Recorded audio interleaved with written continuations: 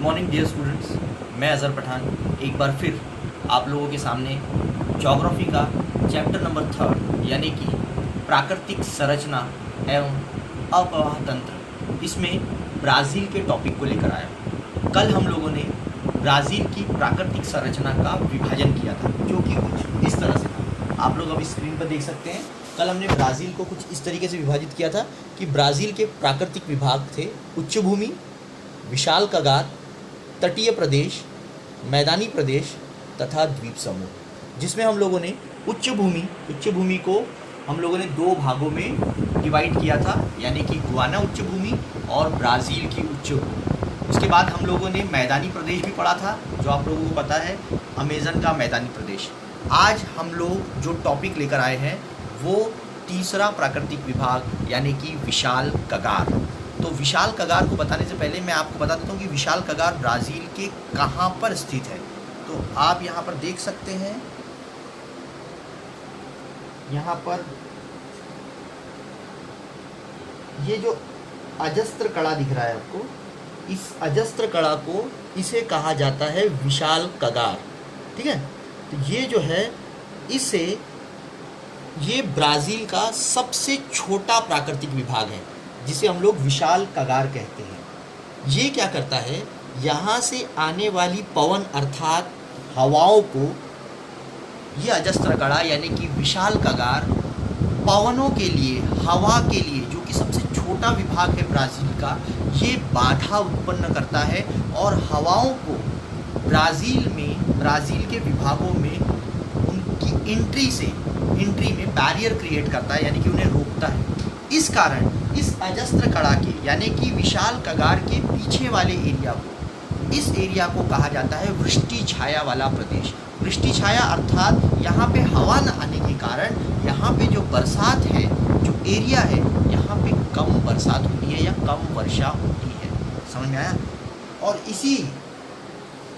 इसीलिए इस एरिया को सबसे छोटा विभाग यानी कि ब्राज़ील का सबसे छोटा प्राकृतिक विभाग इसे माना जाता है। अब हम लोग आएंगे अगले पॉइंट पर। अगला पॉइंट यानी कि अगला प्राकृतिक विभाग यानी कि तटीय प्रदेश। तटीय प्रदेश, जैसा कि मैंने आपको बताया था कि भारत का जो कुल तट है, जैसे आप देख सकते हैं तट, ब्राज़ील में दो तट है, एक उत्तरी यानी कि उत्तरी तट और दूसरा है पूर्वी तट। ठीक है, ये जो हम इसे बोलेंगे ये है पूर्वी तट, ये है उत्तरी तट और ये है पूर्वी तट। तो सबसे पहले हम लोग बात करेंगे कि उत्तरी तट में क्या क्या है। उत्तरी तट में सबसे पहले है मराजो द्वीप। उत्तरी तट में क्या है? मराजो द्वीप। उसके बाद मराजो की खाड़ी, मार्कोस की खाड़ी, ये सब तट कहाँ पर है? उत्तरी अटलांटिक यानी उत्तरी तटीय प्रदेश माने जाते हैं। और यहाँ पर अधिकतर नदियाँ जो है वो है अमेज़न की नदियाँ, अधिकतर नदियाँ यानी कि अमेज़न की नदियाँ। तो यहाँ पर दो प्रकारों में विभाजित किया गया है। किसे? तट को। पहला तट मैंने आपको बताया उत्तरी और दूसरा पूर्वी। पूर्वी में जो सबसे मेन नदी है वो है साओ फ्रांसिस्को नदी। ये जो आप देख रहे हैं ये है साओ फ्रांसिस्को नदी, यानी कि अधिकतर जो तट है वो ये साओ फ्रांसिस्को नदी जो है, ये जहाँ पर जाकर ख़त्म होती है वहाँ पर अधिकतर पूर्वी तट बनते हैं। और यहाँ पे जो तट है यहाँ पर बालू यानी कि ये रेतीले तट माने जाते हैं, यहाँ पर बालू का मिलती है। ठीक है, कई पुलीन यहाँ पर पाई जाती है। तो ये है साओ फ्रांसिस्को नदी, ये पूर्वी तट पर बहने वाली नदी है। और अमेज़न नदी जो है ये उत्तरी तट पर बहने वाली नदी है। समझ में आ गया आपको बेसिक डिफरेंस? जो उत्तरी तट है वहाँ पर कौन सी नदी बहती है? अमेज़न नदी। ठीक है, और जो पूर्वी तट है वहाँ पर बहती है साओ फ्रांसिस्को नदी। ठीक है, ये जो है ये है उत्तरी तट और ये है पूर्वी तट। अब इस चैप्टर का सबसे लास्ट टॉपिक वो अब हम लोग यहाँ पर पढ़ने वाले हैं, जिसका नाम है द्वीप समूह। आप सभी को पता है कि भारत में जो द्वीप समूह है वो दो टाइप के होते हैं। एक जिसे हम कहते हैं बंगाल की खाड़ी द्वीप समूह और दूसरा होता है अरब सागर यानी अरब सागर के द्वीप। आप सभी को पता है लक्षद्वीप ये कहाँ पर है? ये अरब सागर के द्वीप है। वहीं पर अगर बंगाल की खाड़ी की बात हम लोग करते हैं तो वहाँ पर कौन कौन से द्वीप है? अंडमान निकोबार आइलैंड जिसको हम बोलेंगे। ठीक है ना, इस तरह के जो द्वीप है वो। अब हम लोग देखेंगे कि ब्राज़ील में कौन से द्वीप समूह है। तो ब्राज़ील के द्वीप समूह को पढ़ने से पहले हम लोग यहाँ पर आपको टीवी स्क्रीन पर दिखाते हैं कि ब्राज़ील में, देखिए ब्राज़ील में जो तट है, ये द्वीप है, ये दो तरह के हैं, एक तटीय और सागरीय द्वीप। कौन से द्वीप बोले मैंने? तटीय तथा सागरीय। अधिकांश जो द्वीप है, जो बोलेंगे सागरीय द्वीप, ये मुख्य भूमि से, यानी कि जहाँ पे लोग रहते हैं वहाँ से 300 किलोमीटर की दूरी पर ये स्थित है। और इसका जो दक्षिणी अटलांटिक महासागर का जो तटीय भाग है, वहाँ पर एक प्रवाल द्वीप है और जिन्हें एटोल भी कहते हैं। तो इस तरीके से हम लोगों ने देखा कि आज हम लोगों ने यहाँ पर 5 ब्राज़ील के विभागों को विभाजित किया। फिर से मैं आपको बता देता हूँ, फिर से एक बार रिवाइज कर देता हूँ कि 5 भाग कौन कौन से थे। सबसे पहला भाग था उच्च भूमि का, दूसरा भाग था तटीय प्रदेश का, तीसरा विशाल कगार का, चौथा मैदानी प्रदेश का और पांचवा द्वीप समूह। अब इन पांचों में से एग्जाम में कई बार आपको सिंपल क्वेश्चन या जिसे बोलेंगे टिप्पणी लिखो, ब्राज़ील के मैदानी प्रदेश की विशेषता बताइए, या क्वेश्चन आ सकता है ब्राज़ील के तटीय प्रदेश के बारे में जानकारी दीजिए। तो अगर इसमें से कोई भी चीज़ आती है तो आप हर पॉइंट के कम से कम 4 पॉइंट इस तरीके से बना के लिखेंगे ताकि आपके 2 अंक जो है वो कहीं भी ना घटे। मैं फिर से एक बार रिवाइज कर देता हूँ आपको। सबसे पहले हम लोगों ने पढ़ा ब्राज़ील की भूमि, उच्च भूमि। उच्च भूमि को हमने 2 भागों में डिवाइड किया था। कौन कौन से थे? गुयाना की उच्च भूमि और ब्राज़ील की उच्च भूमि। मैं आपको एक बार मैप के द्वारा फिर से पूरा ब्राज़ील के प्राकृतिक विभाग एक बार अच्छे से आपको यहाँ पर बता देता हूँ कि कहाँ कहाँ पर हम लोगों ने ब्राज़ील में ये सब चीज़ें पढ़ी थी। ठीक है बेटा, तो आप सबसे पहले आप यहाँ पर देखेंगे कि ब्राज़ील में सबसे पहले ये दिख रहा है आपके सामने, ब्राज़ील का मैप आ गया है। तो अब सबसे पहले हम लोग आ रहे हैं गुयाना की उच्च भूमि। एक बार इसको 2 मिनट में रिवाइज कर लेते हैं। देखिए गुयाना की उच्च भूमि और ब्राज़ील की उच्च भूमि। ठीक है, तो सबसे पहले हम लोग देखेंगे गुयाना की उच्च भूमि। इसकी ऊंचाई मैंने आपको बताया था, इसकी जो सबसे ऊंची चोटी है जिसका नाम है पिको दी नेबलिना, जिसकी ऊंचाई है लगभग 3014 मीटर। 3014 मीटर किसकी है? गुयाना की उच्च भूमि में स्थित पिको दी नेबलिना, जो कि वेनेजुएला राष्ट्र में स्थित है। इसका मुख्य भाग यहाँ पर है।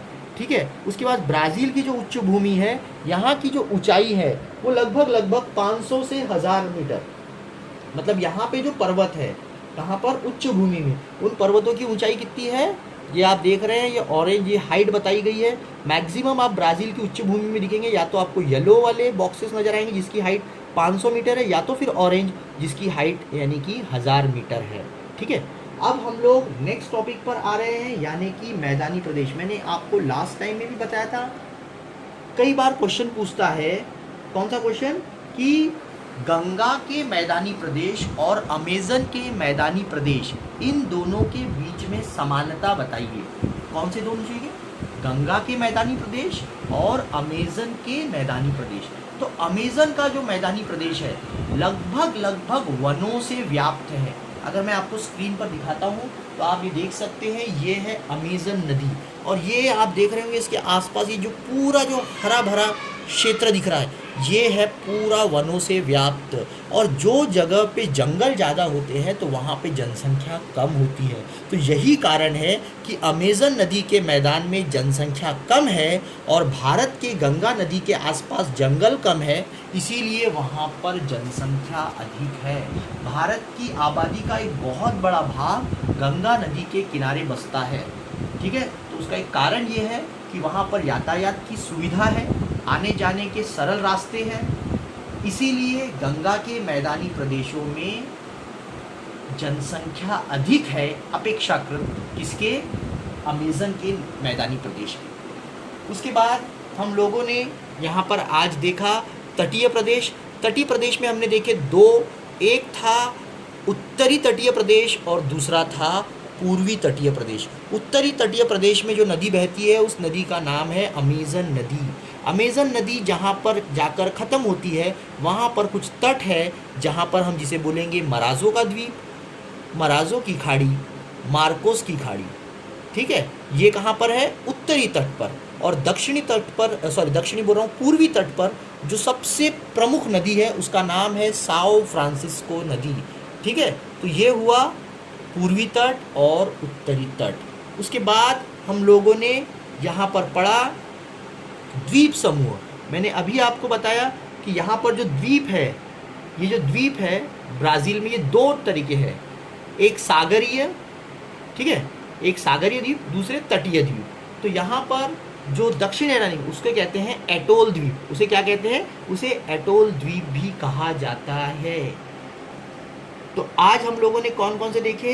अभी सबसे पहले मैंने आपको बताया उच्च भूमि, उसके बाद मैदानी प्रदेश, उसके बाद तटीय प्रदेश, द्वीप समूह, और एक हमारा हिस्सा बच गया जिसका नाम मैंने आपको बताया था विशाल कगार। विशाल कगार यानी कि यहाँ पर ये जो अजस्त्र कड़ा आप देख रहे हैं, इस अजस्त्र कड़ा को ही कहा जाता है विशाल कगार। इस विशाल कगार ये क्या करता है, यहाँ से जो अटलांटिक महासागर से पवन यानी कि हवा कहाँ पर इंटर करती है? ब्राज़ील के।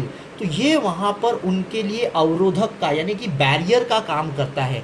इसके थ्रू ब्राज़ील के इस हिस्से में ठंडी हवाएं जो होती है, पवन, वो प्रवेश नहीं करती।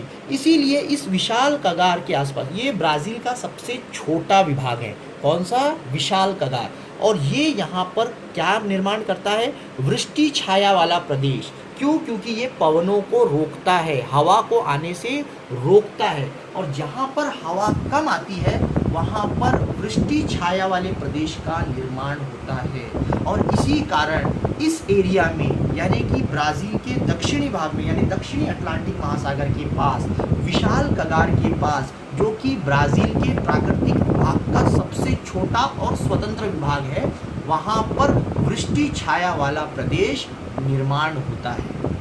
ठीक है, इसे चतुर्भुज वृष्टि छाया प्रदेश भी कहा जाता है। एक चतुर्भुज तैयार करता है जहाँ पर जिसे चतुर्भुज वृष्टि छाया प्रदेश कहते हैं। तो इस तरीके से हमने देखा कि आज हमने ये पांचों टॉपिक को यहाँ पर क्लास में कंप्लीट किया है।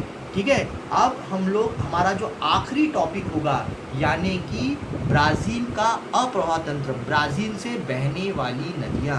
नेक्स्ट क्लास में हम लोग ब्राज़ील की नदियों के बारे में पढ़ेंगे कि ब्राज़ील की कौन कौन सी प्रमुख नदियाँ हैं। आज हमने प्राकृतिक संरचना पूरी तरीके से कंप्लीट किया ब्राज़ील का। नेक्स्ट क्लास जो होगा हमारा, नेक्स्ट वीडियो जो हमारा आएगा, इसमें मैं आपको ब्राज़ील की 3 प्रमुख नदियों के बारे में बताऊँगा। ठीक है, तो मेरे उस अगले वीडियो का इंतज़ार करिए। और आज जो मैंने आपको प्राकृतिक संरचना के बारे में बताया, उम्मीद करता हूँ कि आज का मेरे द्वारा पढ़ाया गया आपको लेसन ब्राज़ील की प्राकृतिक संरचना ये पूरी तरीके से आपको अच्छे से समझ में आया होगा। ठीक है, तो और इसमें कुछ काम की बातें मैं आपको बताना भूल गया, कुछ काम की बातें जो आपको हमेशा ध्यान में रखनी है। इसमें जो एक्सरसाइज में कई बार क्वेश्चंस पूछे जाते हैं, एक्सरसाइज में जो क्वेश्चंस आते हैं वो आते हैं इसमें टिप्पणियाँ लिखिए। तो मैंने आपको बताया कि जो 5 विभाग हैं, उन 5 विभागों में से कोई भी एक विभाग पर 2 अंकों की टिप्पणी पूछी जा सकती है, या फिर इंडिया के और ब्राज़ील के किसी भी क्षेत्र को कंपेयर करते हुए 4 अंकों का प्रश्न भी आ सकता है।